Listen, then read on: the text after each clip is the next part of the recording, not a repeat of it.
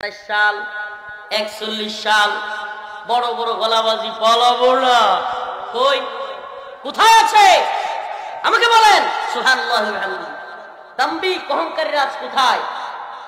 আপনার plan success হবে না, ওই রব্বে কাবার প্ল্যান সাকসেস হবে।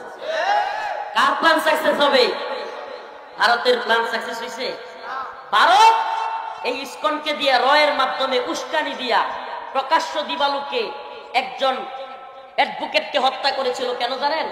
মুসলমানরা যাতে করে সনাতন ধর্মাবলম্বীদেরকে আক্রমণ করে, হিন্দুদেরকেও কয়েকজনকে মারা ফেলে, আর তারা বিশ্ব মিডিয়ায় দেখাতে পারে যে মুসলমানরা বাংলাদেশে হিন্দুদেরকে মারতেছে, বাংলাদেশে মুসলমানরা জঙ্গি মৌলবাদী হয়ে গেছে গা, এই ধরনের কথা বলে উস্কানি দেওয়ার চিন্তা ভাবনা করেছিল। কিন্তু আল্লাহর প্ল্যান যেটা সেটাই সফল হয়েছে। হিন্দুত্ববাদী ভারতের প্ল্যান সফল হয়। يا أيها الذين آمنوا لا تتخذوا اليهود والنصارى أولياء হে ঈমানদারগণ, ইহুদি এবং খ্রিস্টানদেরকে তোমরা বন্ধু বানায়ো না। বাদুহুম আউলিয়াউ বাদ, তারা নিজেরা নিজেদের বন্ধু, তোমাদের বন্ধু নয়। তারা কি নয়? কথা শুনেন না, শুনতেছেন? তারা কি নয়? তোমাদের বন্ধু নয়। আমাকে বলেন, যারা কিনা এই পথলিকরা আল্লাহ বলছে এরা আমাদের বন্ধু নয়, মুশরিকরা আমাদের বন্ধু নয়, ইহুদিরা আমাদের বন্ধু নয়, এটা আল্লাহ বলছে। আপনি একটু মিলায়া দেখেন, বাংলাদেশের জীবনে কোনোদিন কোন মন্দির ভাঙ্গা মসজিদ বানাইছেন? হয় কথা বলেন না, পিছনে মন্দির ভাঙ্গা আজ পর্যন্ত কেউ মসজিদ বানাইছেন? কিন্তু 1992 সালে, কত সালে? 1992 সালের আজকের এই দিনে 6 ডিসেম্বর আমাদের প্রাণের মসজিদ বাবরি মসজিদ, সম্রাট বাবরের সময়ের সেই মসজিদকে ভেঙে গুড়িয়ে দিয়ে আমাদের শত শত কোটি মুসলমানের অন্তরে হিন্দুত্ববাদী ভারত আঘাত করেছিল।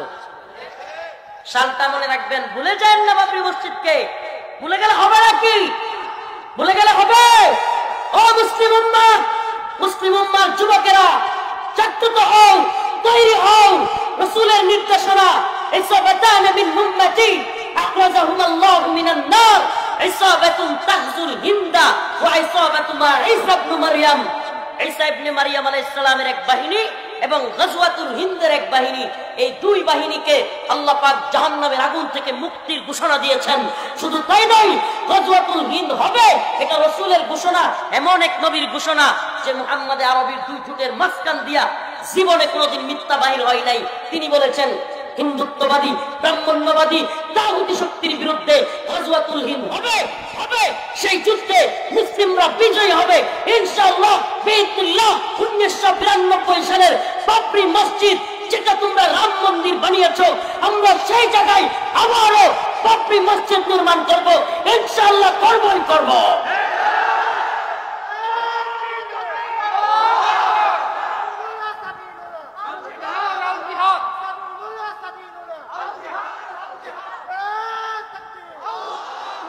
রাজি আছেন তো? ইনশাআল্লাহ আমরা আবারও আমাদের মসজিদগুলোকে আবাদ করব কি করব না? করব তো ইনশাআল্লাহ। রাসূল বলেছেন, হ্যাঁ মুসলিম উম্মাহ অবশ্যই করবে, এই বিশ্বাস রাখতে হবে। এত বড় বেলুন দেখা আটকে উঠিয়েন না, একটা খালি সুই হইলেই হবে। সুইটা কি? ঈমানের স্ফুলিঙ্গ। সুইয়ের নাম কি? কথা বলে না রে মুসলমান, এই সিঙ্গারের মুসলমান, মানিকগঞ্জবাসী, নাচানাচি আর ফালাফালি করে জজবা একটু কমে গেছে নাকি? ফাইটটা যাই সিরা যাই করতে করতে এখন কি একটু একটু কমে গেছে নাকি? কমলে হইতো না তো, ইমানি জজবা এটা রাখতে হইব। আফগানিস্তানে মোল্লারা বিজয়ী হয়েছে। আমারে বলেন, রাশিয়া কিংবা আমেরিকার চাইতে ড্রোন বেশি ছিল, কামান বেশি ছিল, বিমান বেশি ছিল? সৈন্য, তালেবানদের সৈন্য কি আমেরিকার চাইতে বেশি ছিল, রাশিয়ার চাইতে বেশি ছিল? ড্রোন, কামান, বিমান, ট্যাঙ্ক, যুদ্ধ জাহাজ, কোনটা বেশি ছিল? সুবহানাল্লাহ, এটা বেশি ছিল না, এটা তাদেরই ছিল, ওদের ছিলই না। এটা শুধু তালেবান মুসলিমদেরই ছিল, আর ওদের ছিলই না। এই যে এই ইমানের স্ফুলিঙ্গ, এই ইমানের সুইটা লাগবে। এই সুই দিয়া গুতাইলে পৃথিবীর কোনো কামান নাই যে টিকবে। সুবহানাল্লাহ, পৃথিবীর কোনো কামান নাই যেটা টিকবে। বিইذনিল্লাহ বিজয় আমাদেরই হবে ইনশাআল্লাহ। তবে অন্তর থেকে আল্লাহর মুহাব্বত। আল্লাহ পাক কোরআনে বলছেন, ইন্না সালাতি ওয়া নুসুকি ওয়া মাহইয়ায়া ওয়া মামাতি লিল্লাহি রাব্বিল আলামিন।